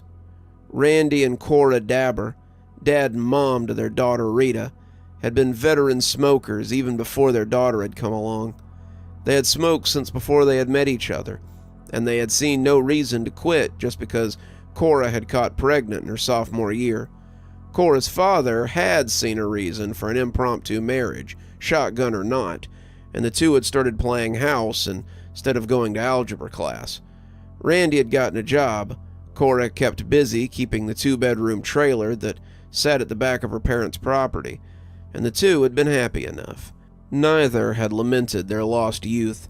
Neither had blamed the other for unfulfilled dreams, and both of her parents were simply creatures that were content to exist. Rita remembered the old trailer fondly. It had been the backdrop for so many of her fondest childhood memories, but Rita chose to blunt those memories rather than try to live with them. The one thing she did remember was the smell of cigarettes. Rita's parents were chain smokers, 2 packs each a day sometimes, and the trailer was always possessed of a thick smell of tobacco. Rita didn't mind, though she knew the other kids did. Most of her friends told her that she stank, that her clothes smelled smoky, but it always brought Rita comfort. She was like a child who has long ago learned to ignore the smell of litter boxes or a favorite food as it cooks and find a sense of homecoming in the smell. That being said, sometimes the smoke reminded her of something else. Sometimes, when she couldn't use the booze or the nicotine high to forget, the smoke reminded her of that night when she came home to find her parents weren't the only thing smoking. Those thoughts had been what drove her to drink, and what had ultimately driven her to the bar again. Rita was only 24, too young to have thrown her life away, but that's what she had done. She had let the dreams of that burning house and that hopeless cough bring her gasping from sleep every night since she was 16, and over the years, it had taken its toll. She had gotten lucky, and someone had noticed her art in high school. They had extended her a scholarship to Praymore, a little art school in town that worked with up-and-coming talent. She had been taking classes, working on her craft, and her aunt had been proud of her for making it on her own. But the longer she came awake with the smell of that burning house in her nose, the more she had been nursing those burns with cigarettes and alcohol. She had been drinking since high school, more so after the accident, and the cigarettes had become more than a guilty pleasure once she didn't have to sneak them. She didn't enjoy them. Well, that was a lie. She enjoyed the euphoric rush of nicotine as it filled her, but that wasn't what she craved.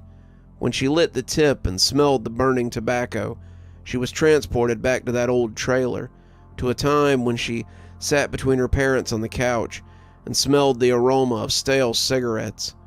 For those few moments, she was home. She too became a chain smoker, especially when she drank, and with every one she lit, the peace in her mind became more and more fleeting. The alcohol helped too, especially when it came to sleep, but it was a self-destructive combination. Eventually, between cutting classes to smoke or showing up drunk from the night before, they had little choice but to put her out. Sort yourself out, Rita. You're a talented artist, but You have picked up some self-destructive habits. We want to see you succeed, and we wish you wanted the same." That had begun Rita's spiral, a spiral that had taken her to this very spot on the sidewalk, with her bum lighter and her unlit cigarette that was just waiting for a "Need a light, ma'am?" Rita jumped as the stranger's face was lit momentarily by the dancing flames of his silver lighter. She turned to find a carnival barker standing 2 feet away from her. She had come up the sidewalk, not really looking where she was going, and had found herself in front of a shabby-looking haunted house. It had been covered with a stage curtain and looked to have been built into the mouth of an alley. From the streamers to the decorations, the whole thing just screamed Dollar General rush job, and it all looked very cheap. Rita leaned down to accept the light, however, before thanking the stranger in the over-the-top suit. "No problem, young lady. I wonder, however, if I might interest you in a trip through our haunted house. It's only a $5 donation, and we guarantee your money back if you do not have an authentic, life-changing experience." Rita took another look at the frankly lame-looking haunted house and reached into her pocket to see what she had available. She had drunk up a lot of her folding money already, but she found 8 crumpled ones in there and tossed 5 into the box. She wasn't planning on experiencing much of anything in there, but it was October, and she'd take advantage of a free haunted house. "Splendid," said the barker. "Off you go. Best of luck." "Best of luck," Rita scoffed, shuddering as the crepe paper streamers brushed her. "No luck too," but her next words were lost in a cough. The fog machine had clouded her vision, and she was left pawing at the air as she tried to get past it. She suddenly wasn't so sure of herself. The smoke had turned into a fog bank, and the acrid fumes smelled less like party store smoke juice and more like the thick, choking smoke of a house fire. The same miasma that she had inhaled that night. The same thing that had... Suddenly, Rita was standing in the driveway of her parents' lot, the home she had grown up in, on fire. Rita was 16 again, and the little shorts that she had worn made the wind easily able to prickle her hairless flesh.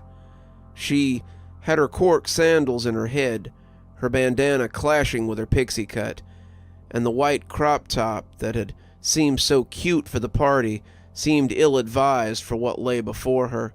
She could do little but stand there and watch the house burn, just as she had done that night, knowing that she would probably be in there too if she hadn't disobeyed her mother. She had snuck out to go to Jamie's party, mostly because Marissa had told her that Frank was going to be there. Frank Cartwright, the hunky theater kid who played all the tough guy roles in the school play, had been the object of her desire since 8th grade. Frank Cartwright, who had played the Danny to her Rizzo in last year's production of Grease, had come swaggering in like some pagan god who had decided to mingle with the mortals for a change. She had gone up to him, wanting to catch his eye before any of the other trailer park disasters could steal him from her, and he had apparently liked what he'd seen. Frank Cartwright, who had turned out to have Russian hands and Roman fingers, couldn't keep up with his animal lust. Frank Cartwright, the guy who had taken her virginity and left her unsatisfied after a solid 40 seconds of performance. Frank Cartwright, whom Rita had left sleeping in Franny's guest room, deciding to walk home in her state of dissatisfaction. That was why she was standing there at all, sandals in hand as she prepared for a lecture from her mother. Her mother wasn't a fool, and everyone in the trailer park knew the sort of parties that went on at Fran's house when her parents were out of town. She had forbidden Rita to go, but Rita had been sneaking out since middle school and was pretty sure that she could get back in without waking them up. If her mother was waiting up for her, however, there was likely to be an ass chewing. But as she watched the trailer go from a campfire to an inferno, Rita wished that she could take that chewing now, as opposed to what was to come. She dropped her sandals and ran for the door, hoping to save her parents, but already knowing that she couldn't. In reality, the chain had been on, and no amount of beating would get her inside. Whatever this was, the door had opened easily, and Rita walked inside, coughing as she called for her mom and dad. She found her dad first, and she wished she hadn't. The fire marshal had told the insurance company that her dad had been the epicenter of the blaze, or more specifically, the cigarette that had fallen into his lap had. Her father worked as a grease monkey at the Lube Pro, and he hadn't come home yet when Rita snuck out. It appeared that he hadn't bothered to take off his jumpsuit when he had come home, and he'd crashed in his armchair to have a smoke and watch the end of the Late Show before cleaning up. He had fallen asleep, and the cigarette had tumbled into his lap, igniting whatever chemicals he had worn home that day. The blaze had been out of hand by the time the smoke woke her mother up, and by then, it had already done for her as well. Her father had been little more than a burnt husk by the time they had found him, but as she looked at him now, Rita saw him screaming as his chest burned inward. His flesh was turning to ash before her eyes, his mouth open in an everlasting scream as the fire devoured him like a candle. The flames spread quickly over the room, cooking him as they took his life, and Rita heard him calling her name as his skin fell away like char from a log. "Rita! Rita! Rita!" he screamed, and she backed away as he cooked. His screams sounded like a dying animal's more than a human's, as the fire took his throat and face. Suddenly he was nothing but a braying skeleton, his skin gone but his voice remaining. Rita backed away, wanting it all to stop, and turned to flee deeper into the house. What the hell kind of haunted house was this? Rita wasn't even sure she was still in the haunted house, and the more she ran, the more she wondered if she was having a stroke.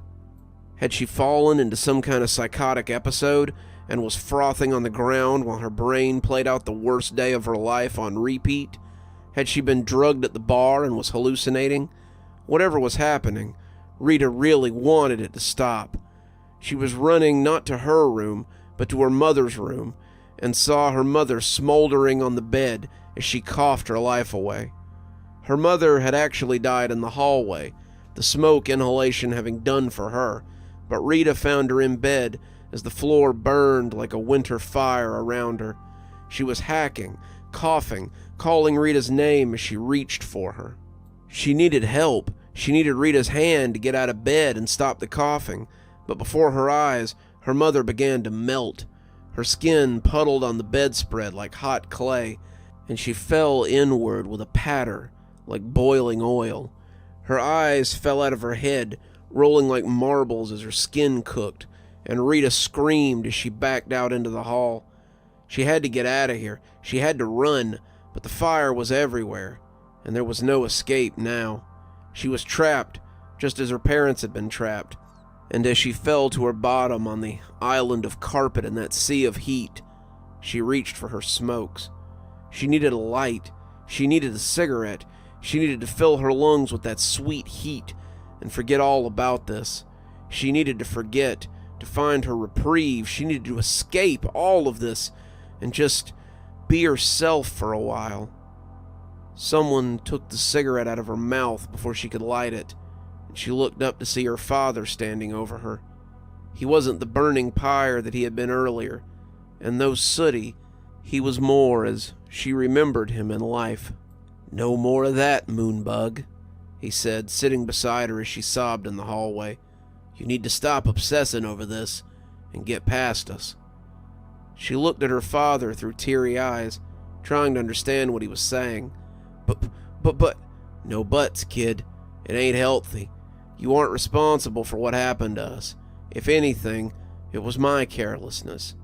But if I'd been here," she started. But as the bedroom door opened, she saw her mother coming gracefully out of the room. She was in her plain nightgown, her hair in curlers like she'd been on the night of their last fight. But she was all smiles now as she took her seat on Rita's other side. "You'd be dead too, very likely. Rita, this wasn't your fault. You can't blame yourself for what happened to us. And there's no reason to smoke yourself to death trying to remember us either. Rita put her head between her knees, the tears now silent as they wet her skin. But she started trying to articulate how they made her feel. But for those few moments that I smell the smoke and taste the burn, it's like we're a family again. I can remember being happy in our trailer, happy with myself, and I can forget that I had to wait alone for the fire truck as I listened to you cough yourself to death. Her mother put an arm around her, and it was so real that she had to look up to make sure she was actually there. It doesn't matter, Rita. The longer you wallow in the past, the longer it will be before you get over it. Throw these away. Live your life. And let us go. You could be so much more if only you'd let us die. Rita reached into her pocket and pulled out the Luckies, looking at the comfortable red and white packaging. Luckies were the brand that her father smoked, and she always remembered seeing the top poking out of his shirt pocket. Her hands trembled as she tried to make them work, and Rita was afraid for a moment that she wouldn't have the strength. "Do it," her father said. "Cast us off. Live your own life." Rita felt fresh tears as she tossed the package into the fire, and when she wiped them away, she was alone in the dark and dirty alley. There was no fire, no ghosts of her dead parents, but that didn't mean that she hadn't found something. She wobbled a little as she walked through the smoke and crate paper, walking up to the barker like someone in a dream. "I do hope your experience was But she cut him off as she wrapped him in a hug. "Thank you," she whispered, pulling away as she walked down the sidewalk, heading for home. She could email the school tonight and begin taking classes next semester. It would be hard work, but she could manage it. Rita was stronger than she knew, and she felt lighter now, lighter than she had since she was a kid. The barker smiled as her stride gained confidence, losing the unsure sway that it had held when they had began. Another satisfied customer.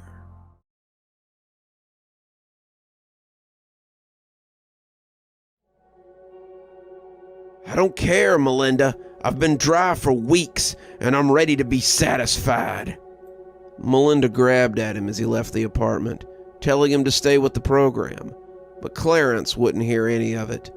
Clarence had been on the wagon for about 2 months, and it had been the worst 60 days of his life. They had told him it would be. They had explained that alcohol was one of the hardest things to kick, but he hadn't understood at the time. He'd been recovering from a bad car accident, and the painkillers had been keeping him high.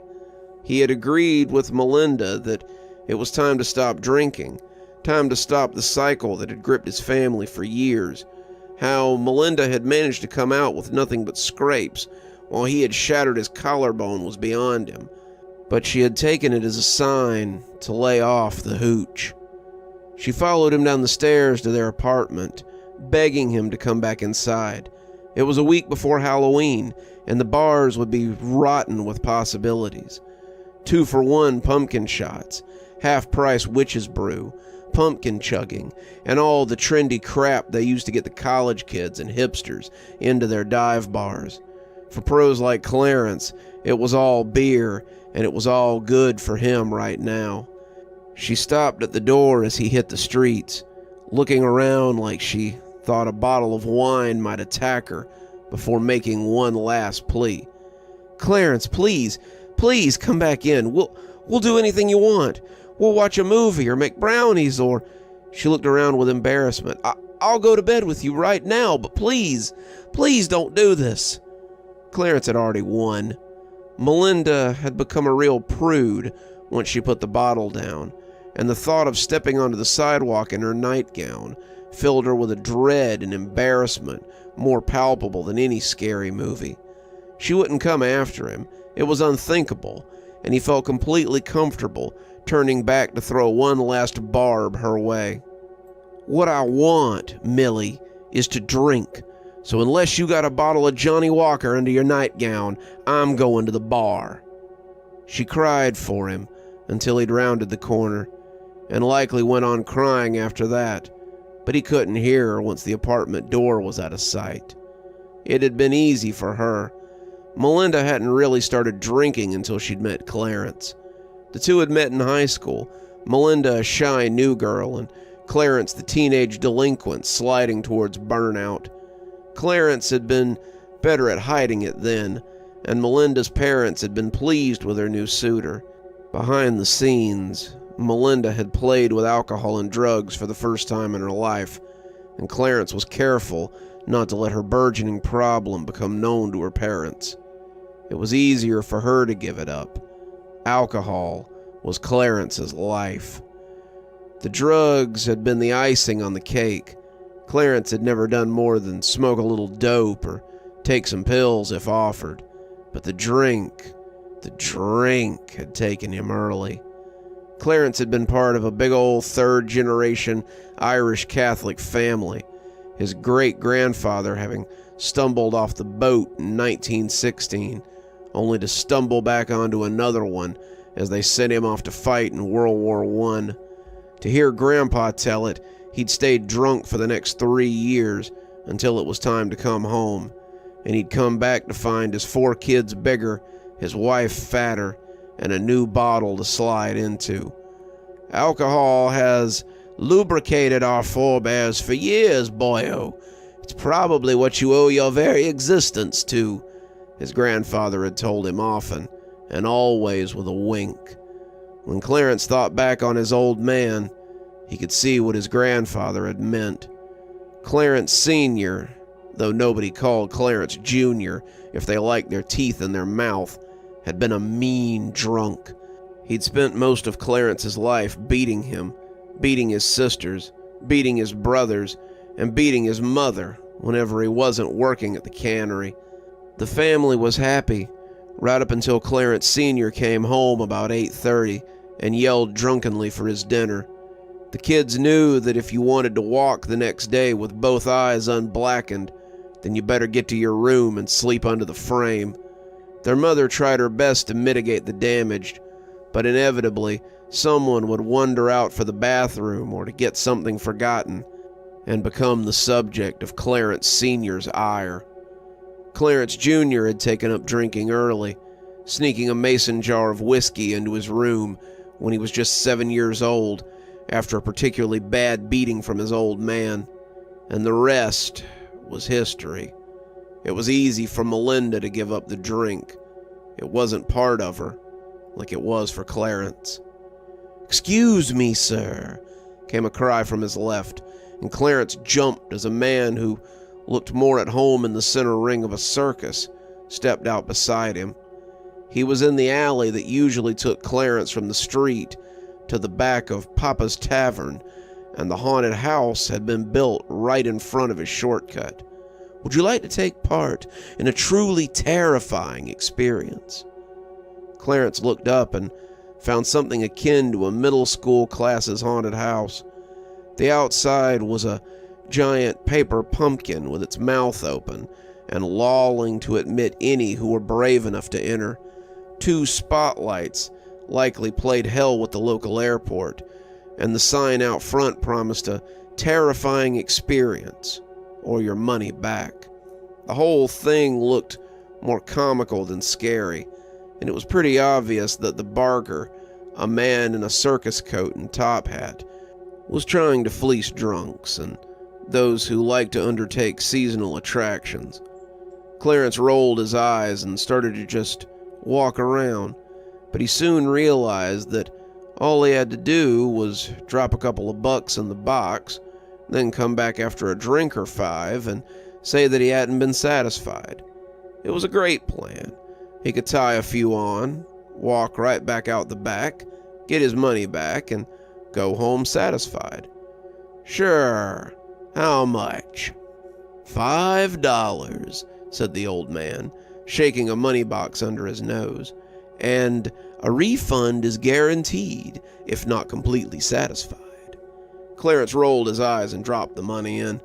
He stepped through the pumpkin mouth and was immediately bombarded with the smoke from a fog machine.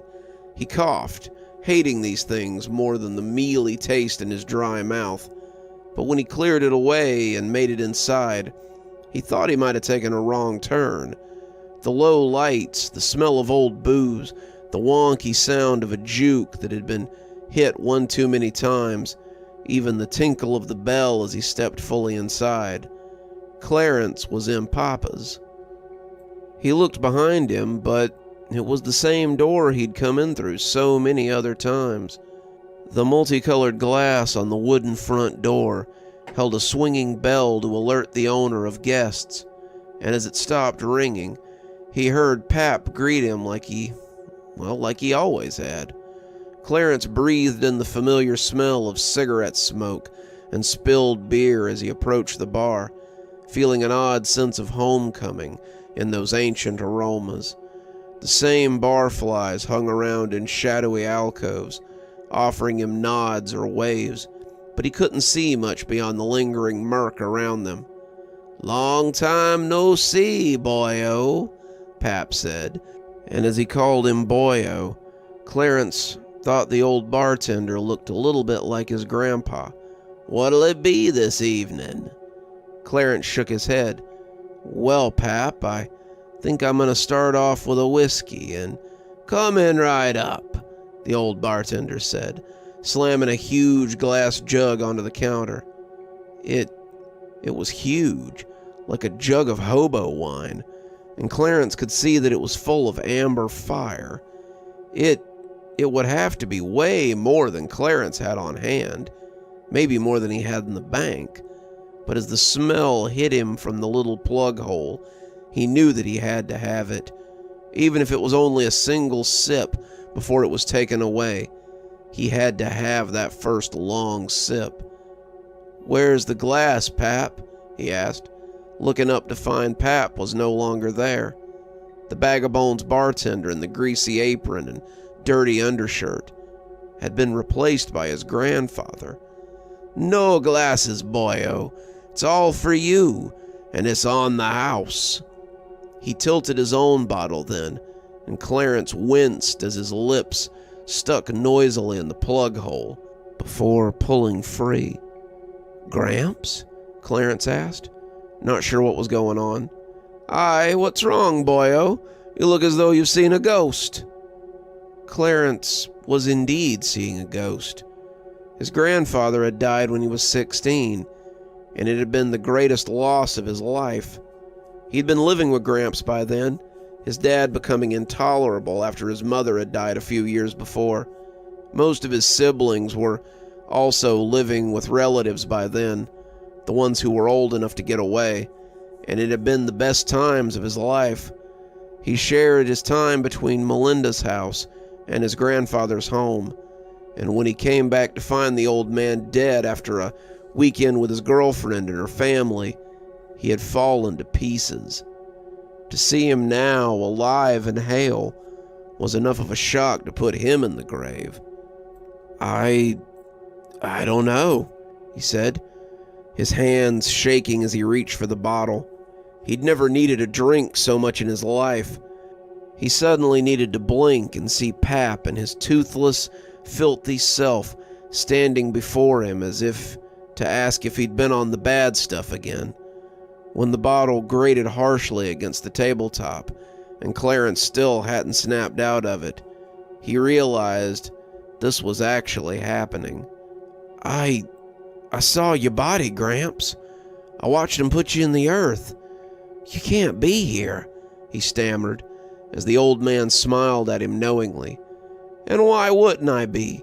This is where all the old fish go when they've drunk their last tank." He swigged from the bottle again, and when he smacked away from it, his lips looked stretched like taffy. His face had a long, unhealthy look to it, and Clarence was reminded of something his mother had said about his father. He had asked his mother why his dad drank so much, why he did it, even though it made him so mean. But she would always shake her head and tell him that it wasn't his fault. "It's the devil, Clay. The devil lives in those bottles, and it has him. The bottle takes him, and he just can't find his way back. Clarence had always felt guilty about that when he started drinking. He felt like he'd get lost too, and then no one would find him again. He finally felt like he had stumbled into a bottle that he might get trapped inside of. "Why does it do that?" Clarence asked, looking at his own bottle distrustfully. "Do what?" his grandfather said, his voice slurry but having nothing to do with being drunk. His lips were hovering around his chin now, and the skin was slow to bring them up again. "Why does it try to keep you?"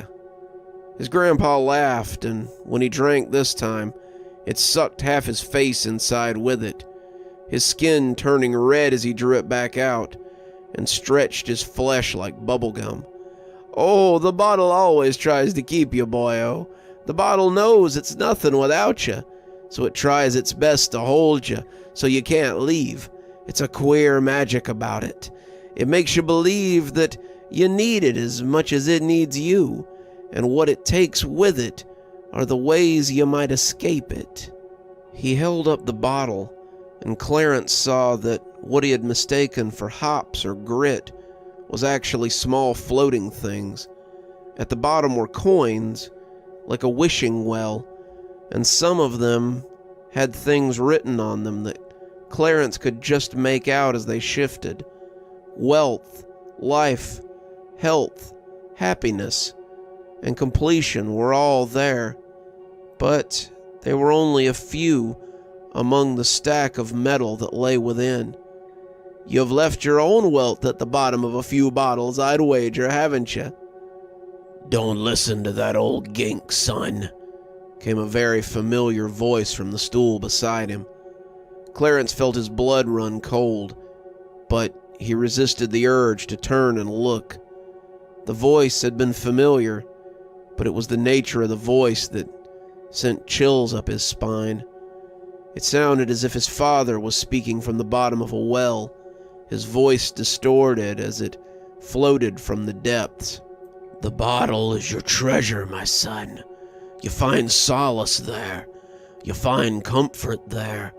It dulls the knowledge that you'll never be anything better than what you are.